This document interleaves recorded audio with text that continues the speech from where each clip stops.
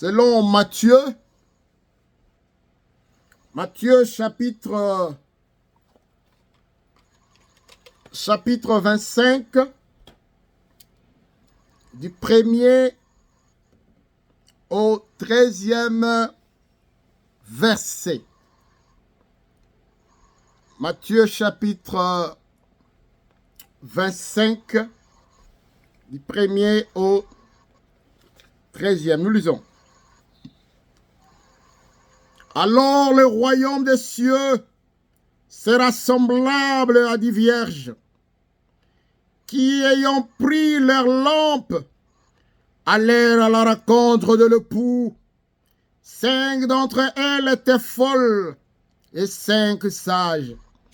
Les folles, en prenant leur lampe, ne prirent point l'huile avec elles, mais les sages prirent avec leur lampe de l'huile dans des vases. Comme l'époux tardait, toutes s'assoupirent et s'endormirent.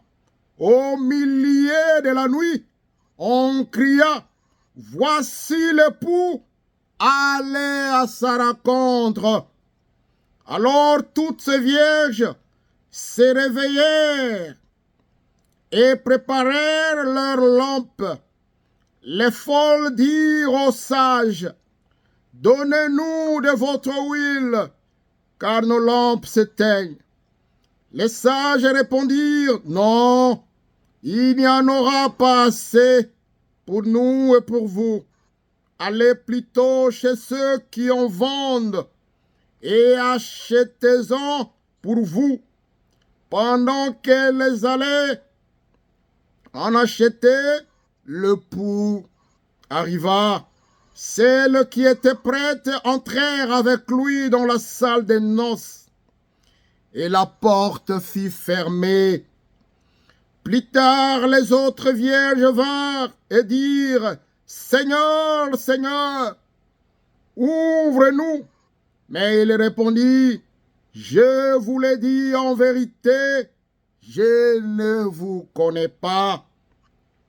Veillez donc, puisque vous ne savez ni le jour, ni l'heure. » Bien-aimés dans le Seigneur, comme nous avons dit, nous continuons avec notre thème, l'enlèvement de l'Église. L'enlèvement de l'Église. Et le sous-thème, les cris de minuit. Les cris de minuit. Bien-aimé, c'est important pour toi et pour moi de connaître ces choses. Pour cette parabole, la parabole du royaume des cieux,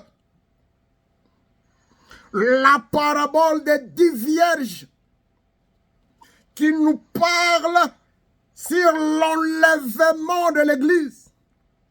Quand Jésus-Christ reviendra pour prendre son épouse, qui est l'Église. Bien-aimés, nous devons connaître une chose très importante et très capitale. Qu'aujourd'hui, Dieu a 2 peuples.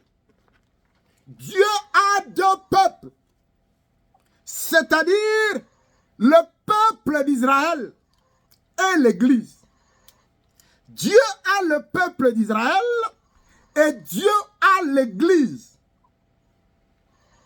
Bien-aimés dans le Seigneur, l'Église, comme on l'avait dit l'autre fois, n'a jamais été annoncée à l'Ancien Testament.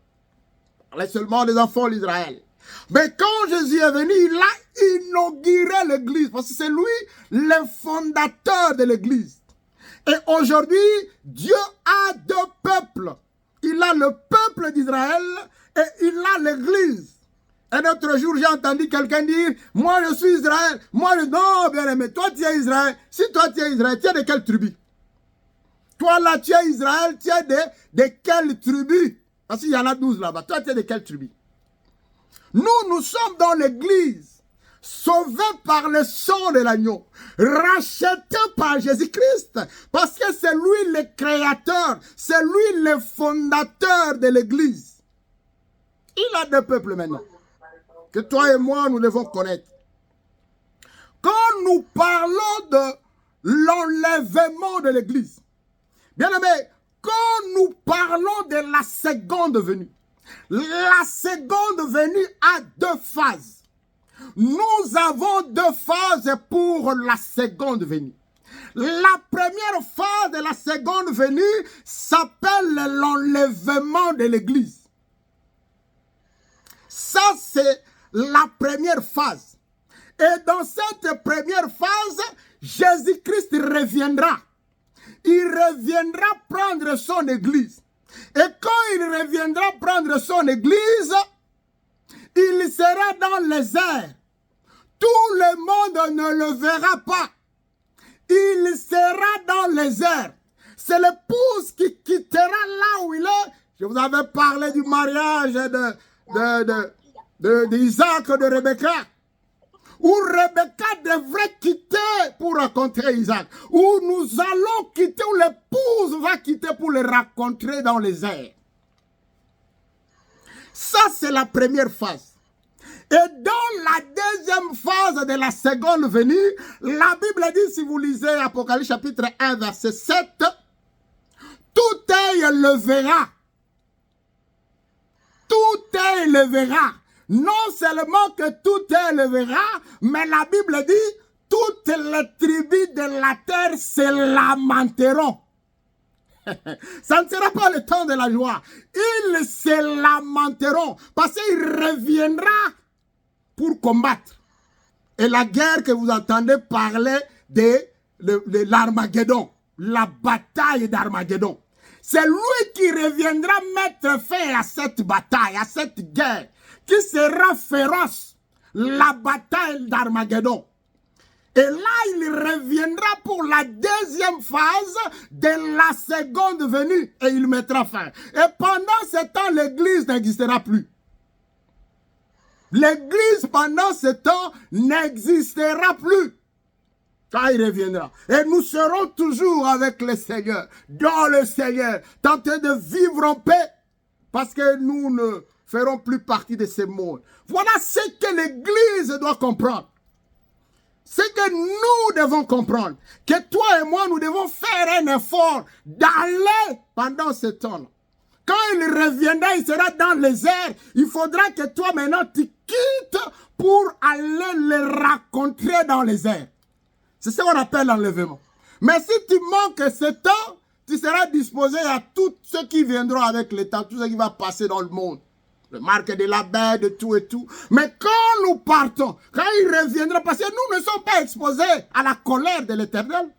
Quand tu as donné ta vie à Jésus-Christ, tu ne peux plus être exposé à la colère du diable, de l'ennemi, non. Mais ce sont les autres, pas toi.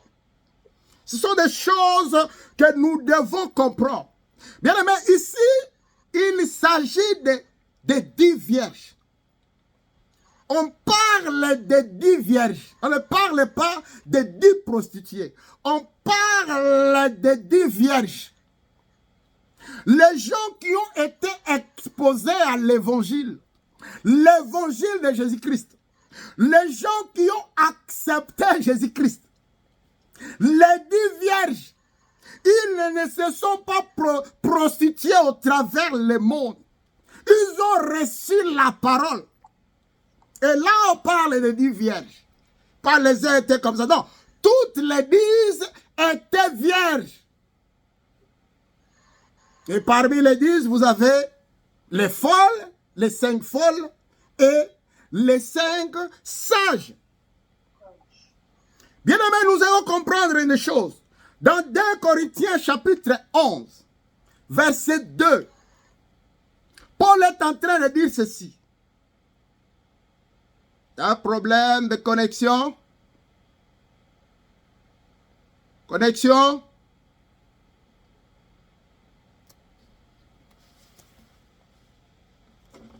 On a coupé la connexion rapide directement sans avertir. Qui est en technique?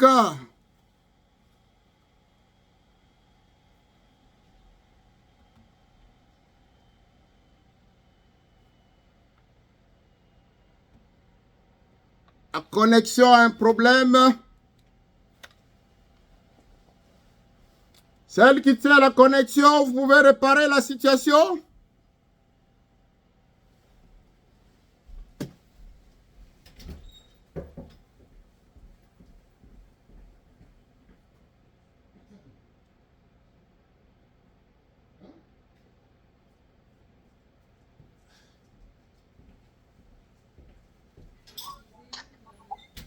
Problème technique, excusez-nous. Nous étions en coupure totale. Hein? Oui, sorry. Nous nous excusons pour cette coupure brutale. Alléluia. Ce sont les aléas de la technique. Nous nous excusions. Et je disais, bien aimé, ce sont les vierges. Les 10 vierges. Et parmi les 10, il y a des folles, des 5 folles et des 5 sages. Ça veut dire, et Paul est en train de dire, je vous ai fiancé à un seul époux pour vous présenter comme une vierge pure. À qui? À Christ. Pour vous présenter comme une vierge pure à Christ. Et là, on parle de 10 vierges qui devraient être présentées à qui? À un époux. Et cet époux s'appelle Jésus-Christ. Et je l'ai dit, les 10 étaient exposés à la parole, exposés à l'évangile, l'évangile du Christ. Ils avaient donné leur vie au Seigneur. Mais laisse-moi lire un passage. Bien aimé. Oh, ils ne se sont pas séparés du monde. Nous lisons Romains. Et la parole de Dieu dans le livre de Romains, chapitre 6, verset 6. Sachant que notre vieil homme a été crucifié avec lui, afin que le corps du péché fût détruit pour que nous ne soyons plus esclaves du péché. Sachant que notre vieil homme a été crucifié. Bien-aimé, notre vieil homme doit être crucifié. Crucifié avec Jésus-Christ. Nous ne pouvons plus revenir en arrière. Si tu as donné ta vie à Jésus-Christ, tu dois avancer. Le vieil homme doit disparaître. Le vieil homme doit rester derrière. Tu ne peux plus être esclave. Esclave du péché. Tu as donné ta vie à Christ. Tu continues à vivre dans le péché. Tu continues à vivre dans le vieil homme. Bien-aimé, tu ne seras pas enlevé, tu ne partiras pas, tu fais le semblant de recevoir Jésus-Christ, alors que tu es accroché, tu es accro au péché. Le vieil homme doit te quitter, tu dois te débarrasser du vieil homme. Dès lors que tu as reçu Jésus-Christ, même en anglais je dirais, my old man was crucified by him, by Jesus on the cross. I should no longer live as a slave. Je ne peux plus jamais vivre comme un esclave du péché. Et vous allez comprendre que les 5 autres, malgré ils prétendent connaître le Seigneur, malgré ils sont là, à l'attente de Jésus-Christ, à l'attente du Seigneur, mais leur vie, c'est la vie de péché. Ce n'est pas une vie, ce n'est pas une vie d'harmonie. Ce n'est pas une vie d'harmonie avec le Seigneur. c'est une vie de péché. Et vous allez comprendre, bien-aimés, la Bible dit ceci, que les 10 sortirent, allèrent à la rencontre de l'époux. Et quand je vous ai parlé du mariage de Rebecca avec Isaac, Rebecca devrait quitter sa maison, la maison de ses parents, et devrait sortir pour rencontrer Isaac. Isaac qui aussi a quitté la maison de ses parents pour sortir dans les champs, et c'est de là qu'il a rencontré sa femme. Et ils sortirent, les 10 sortirent, mais en sortant, les 5 étaient les 5 sages, avec des lampes, avec de l'huile. Mais les 5 autres, les 5 folles, la lampe était là. La lampe était là, mais il n'y avait pas d'huile. Il n'y avait pas d'huile. Il n'y avait pas d'huile.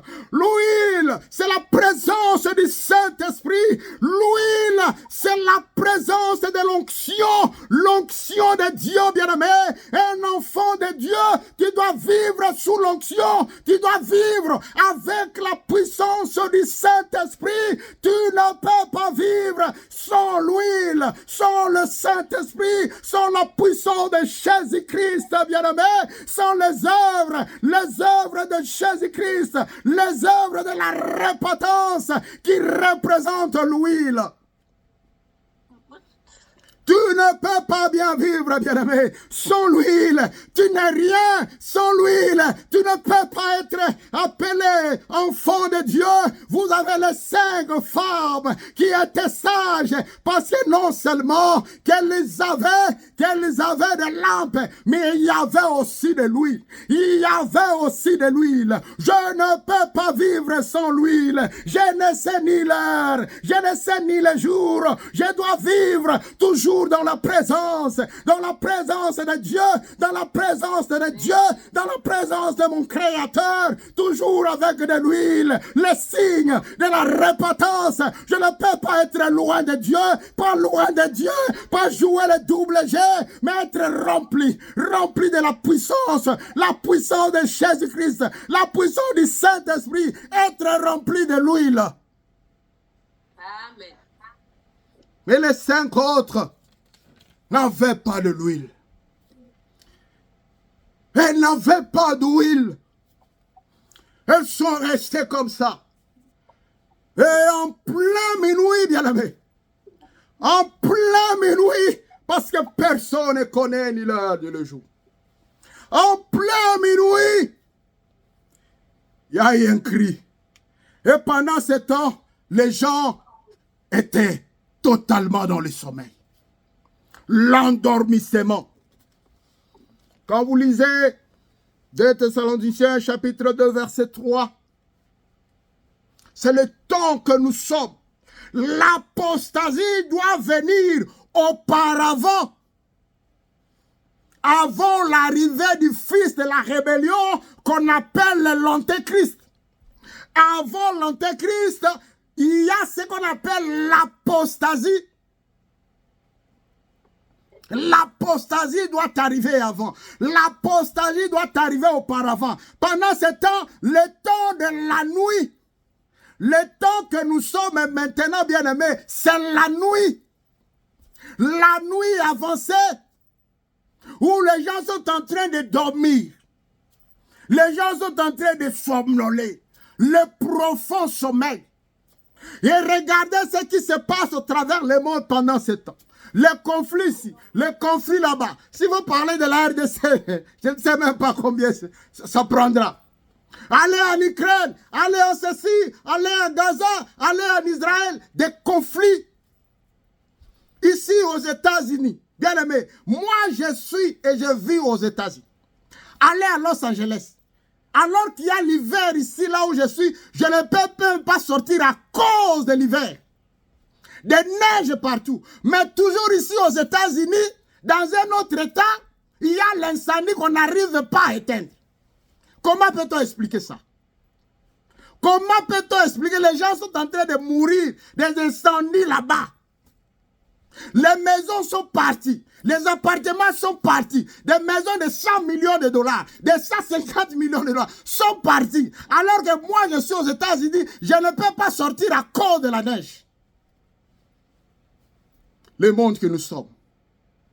Parler des choses, de LGBTQ, de lesbianisme, de ceci, de cela, de l'homosexualité. Les gens sont dans des choses comme ça parce que c'est la nuit. Ils ont oublié la gloire de l'agneau. Ils ont oublié Jésus-Christ. Ils sont nés dans la nuit, dans le sommeil profond.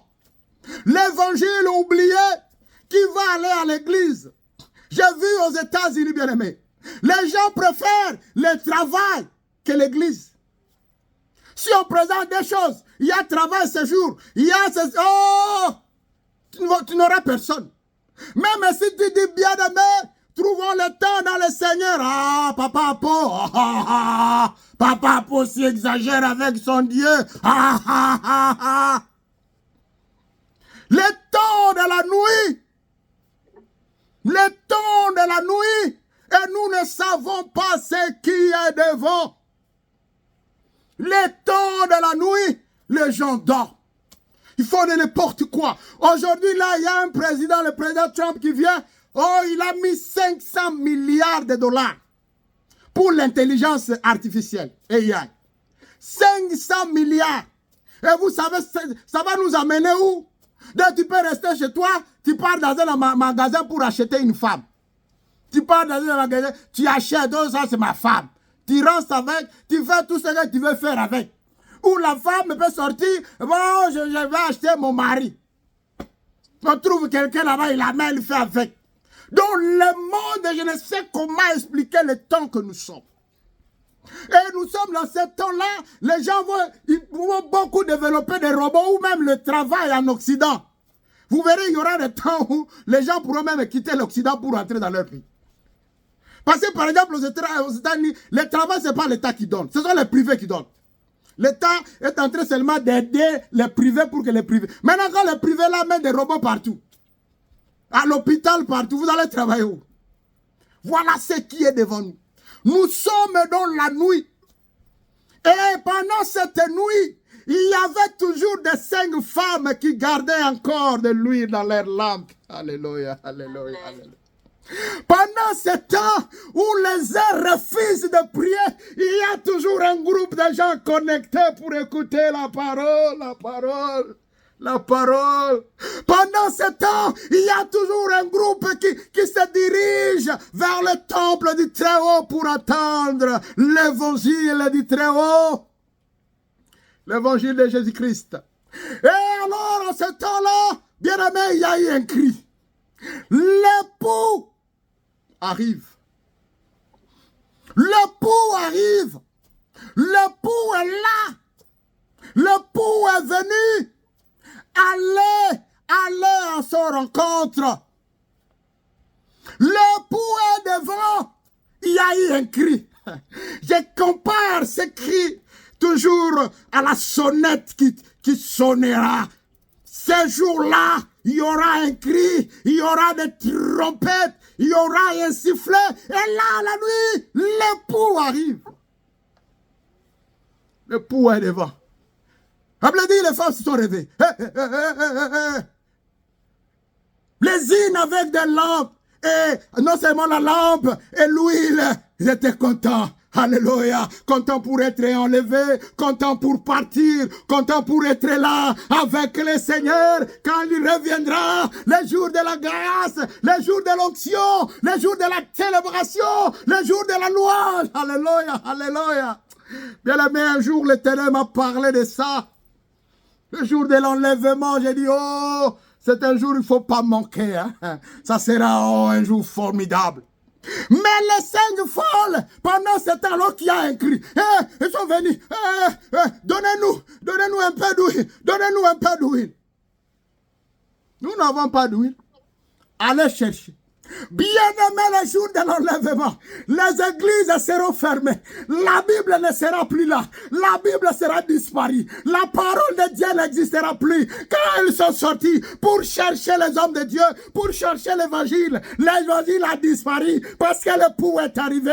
Alors qu'il n'était pas là, le pouls est arrivé. Ceux qui étaient prêts, si toi tu seras prêt, si moi je serai prêt, je partirai avec mon époux. Je partirai avec Jésus-Christ. Il y a eu un cri, le cri de minuit. J'avais encore l'huile de ma lampe. Je partirai, je partirai. Amen, amen. Amen. Les folles sont parties. Les folles sont parties, mais il n'y avait rien. Et pendant ce temps, il demande, comment tu vas demander ce que moi j'ai? Mon onction, c'est pour moi. Mon onction, c'est pour moi. Ce n'est même pas pour ma femme. Ce n'est pas pour mes enfants. Toi, tu es enfant. Tu écoutes cette parole. Reçois le Seigneur. Ne dis pas que mon papa prêche. Mon onction, c'est pour moi. Mon huile, bien aimé, ce que moi j'ai, c'est pour moi. Toi aussi, fais un effort. Non parce que je suis ta petite sœur. Je suis ici. Bien aimé, c'est pour toi. Cherche de l'huile pour toi. Amen. Je vois encore, si vous lisez Actes chapitre 8, verset 18 à 20, il y a un homme qui s'appelait Simon. Quand il a vu le miracle, il a vu comment les apôtres faisaient de miracles. Il est venu pour dire, j'ai l'argent ici. J'ai l'argent. Je voudrais vous donner l'argent pour que vous puissiez me donner un peu le Saint-Esprit. Pierre a dit, va mourir avec ton argent. L'argent est périssable. La richesse est périssable. Ce que nous trouvons dans ce monde est périssable. Ça restera ici. Amen. Amen. Tu vas aller avec ça où? Le cri de minuit, quand le cri sera entendu, bien-aimé. Quand le cri sera entendu, il faut être prêt, prêt pour être enlevé, prêt pour partir, prêt pour abandonner ce monde, bien-aimé. La Bible dit dans Matthieu chapitre 24, verset 40. Les deux hommes qui seront dans un champ, l'un sera enlevé et puis l'autre laissé. C'est le jour de l'enlèvement, le cri de minuit. Quand le mari viendra, l'un sera enlevé et l'autre sera laissé. Quand vous prenez Luc chapitre 17, au 34 verset, la Bible dit, cette nuit-là, la Bible parle encore de la nuit, cette nuit-là, les deux personnes qui seront dans un même lit, l'une sera prise et l'autre laissée dans le mariage avec ton mari. Si tu as l'huile, bien aimé, toi tu partiras, le mari restera. Si le mari a l'huile, le mari partira, la femme restera. Pendant ce temps-là, il n'y aura plus de mariage. Il n'y aura plus de mariage. Tu demandes à ta femme de se connecter, de prier, d'aller à l'église. Elle refuse. Ton mari refuse. Laisse-le. Laisse-la. Ce jour-là, il restera. Ce jour-là, il restera. Il va se réveiller. Mais mon mari est où? Il va trouver les habits. Mais les habits sont là. Mon mari est où? Mais les habits sont là. Ma femme, lui, est où? Ma femme n'est plus là. Oui, ma femme est partie parce que ma femme avait l'huile. Ma femme avait l'huile et ma femme est partie. Mon mari est parti. Le temps qui est devant nous, bien-aimés. Jean chapitre 14, verset 3. Lorsque je serai allé et que je vous aurai préparé une place, alléluia, je reviendrai. Je reviendrai vous prendre, afin que vous soyez ensemble. Le mari qui n'était pas là, le mari est venu prendre son épouse, prendre ses vierges, prendre ses femmes pour la nuit des noces. Pour la nuit des noces, il est allé préparer une place. Il reviendra pour te prendre. Il reviendra pour me prendre. Es-tu prêt? Es-tu prêt? Es-tu prêt? Es-tu prêt? As-tu de l'huile? Le cri de minuit est en train d'être entendu. As-tu de l'huile dans ta lampe, bien-aimé? Amen. Alléluia, alléluia. Amen. Romains chapitre 13, verset 11.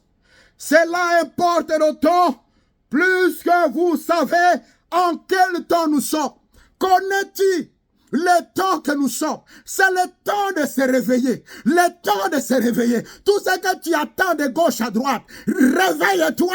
C'est maintenant que tu dois avoir. C'est maintenant, là, bien-aimé, que tu dois avoir de l'huile. De l'huile dans ta lampe. Parce que le mari arrive. Le mari arrive. L'Éternel arrive. Jésus-Christ arrive. Il arrive pour te prendre. Il arrive pour me prendre. Pour aller à la nuit de noces. Le prix a été payé. L'Éternel t'a racheté. Tu es une épouse. Si on a besoin d'une épouse, il faut payer l'argent. L'argent a été payé. Son sang a été donné. C'est le prix de rachat. L'époux est venu. L'époux viendra te prendre. L'argent a été déjà payé. L'argent a été déjà payé. La dot a été déjà payée. La fête est réalisée. Maintenant, c'est la nuit de noces. La nuit de noces où l'Éternel reviendra. Jésus reviendra. Ne manque pas d'huile. À cause du cri de minuit, prépare-toi à la rencontre pour rencontrer ton époux, pour rencontrer Jésus-Christ. Ce temps doit t'interpeller. Ce temps doit t'interpeller. Tu as 1000 heures à passer dans les réseaux sociaux, mais 0 heure à passer dans l'Éternel. 0 minute dans l'Éternel. 0 seconde devant l'Éternel. Tu es dans le sommeil. Réveille-toi. Réveille-toi avant d'aller dans les réseaux sociaux. Rassure-toi, tu as prié. Rassure-toi, tu as de l'huile dans ta lampe. De l'huile dans ta lampe. C'est le temps de l'endormissement. On a fait des réseaux sociaux pour endormir les jeunes, pour endormir les gens, pour abandonner Jésus, pour éviter de prier. Mais je te dis, réveille-toi, parce que le pouvoir arrive. Inclinons-nous dans la prière.